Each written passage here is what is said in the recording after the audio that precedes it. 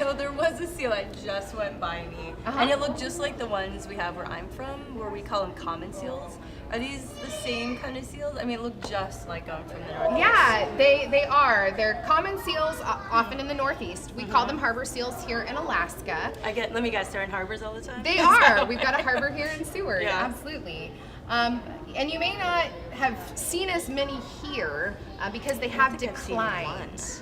Really? Yeah, in the last 30 years, they've declined by between about 60 and 90%. Wow. That's so sad. Why?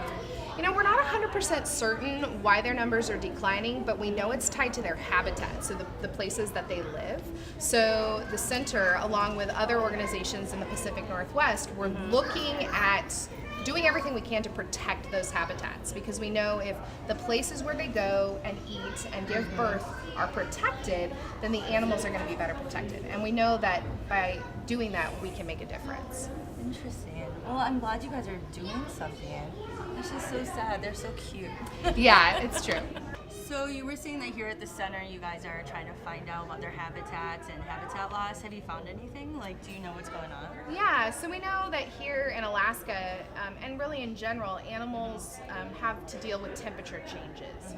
All animals live within a specific range of temperatures that they can survive in. Humans, we have a really wide range. We can be found from Alaska, where it can be minus 100, or Brazil, where it can be above 100. Like that when we're here. Yeah, hopefully not while everybody's visiting right Yeah. now. But harbor seals here have to deal with temperatures that change. So in the summer, maybe it's a little bit warmer and there's a lot more food, so they can eat and eat and eat. And eating builds up that blubber layer. And so they have that nice thick fat layer for the colder winters. So it's kind of how they deal with those temperature changes, is that blubber layer. Okay. And then as they're able to put on blubber, or, oh my goodness, they're so cute. I mean, they kind of do look like butterballs when they swim around with all that blubber. So, but as you were saying, temperatures changing, their habitats changing. Yeah. I mean, what is really causing that? Yeah, I mean, you always hear like climate change and things like that, but I don't. Yeah. How are the things I'm doing making any difference? Yeah. So climate change, global warming is really what's driving a lot of the change that we're seeing. And what makes that happen has to do with how humans use resources. When we burn coal and oil and natural gas, it emits carbon dioxide as a waste product. And that carbon dioxide goes into the atmosphere. And the atmosphere is a layer around the planet. And the carbon dioxide is a blanket that keeps us warm. It's a kind of a heat trapping blanket around the whole planet. And as that blanket is getting thicker, it means that it's getting warmer on Earth. And if the air's getting warmer, the ocean's getting warmer, because they touch over 70% of the planet. So as the oceans get warmer, these seals have to deal with temperature changes. The water's not as cold as they expected. Now for us, if we get a little bit too warm, we can take off a jacket, or if we're a little too cold, we can put on a jacket. Or we walk into a hot building and we can turn on an air conditioner. For these animals, they can't just turn on an air conditioner. So they're stuck with basically the heat. Interesting. So you said that things are getting warmer, so they have to move around. Is that what you're seeing here, in Resurrection Bay, that they're just leaving the bay, go somewhere colder? Yeah, we think that's part of it, is that they're heading north. They're going to colder waters. Because they are air breathers, they can't go deeper, because that's where the other cold water would be deep. So we think they're moving north into different areas. Wow. So that's one of the reasons for the big decline that you guys are seeing. Yeah, and we know that, they're relocating to some other place, but something might end up happening up there as well.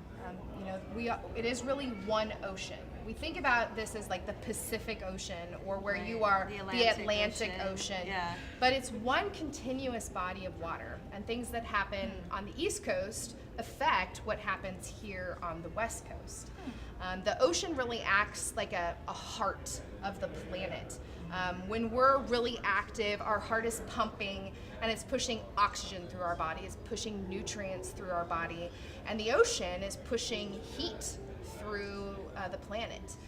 It's as the cold water comes in from the north, it kind of goes down to the bottom, and then the sun heats it up in the equator, and that kind of floats on the top, and it's kind of circulating all around, kind of like blood circulates in our bodies.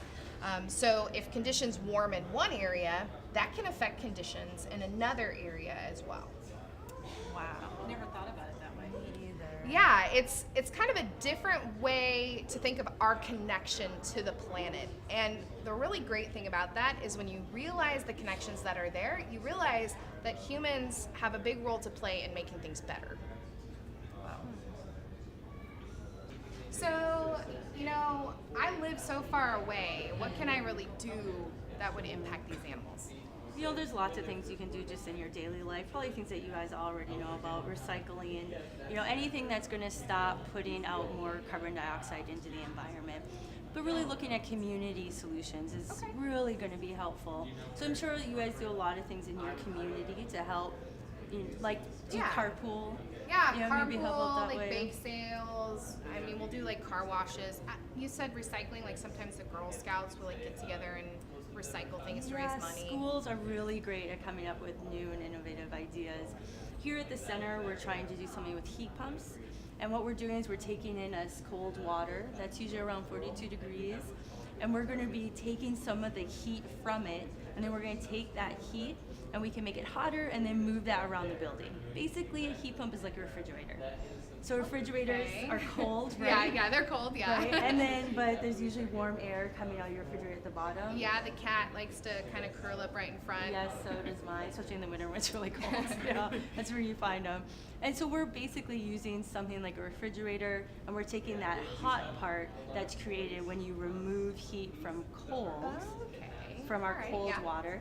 And then that is what we're using to heat our building, to heat our domestic water, to heat the slabs of concrete. Oh. Yeah, if you think around these animals, there's that cold concrete, so we don't want it really icy in the winter. Nice. So we're able to reduce basically our carbon footprint by doing that. That's really awesome.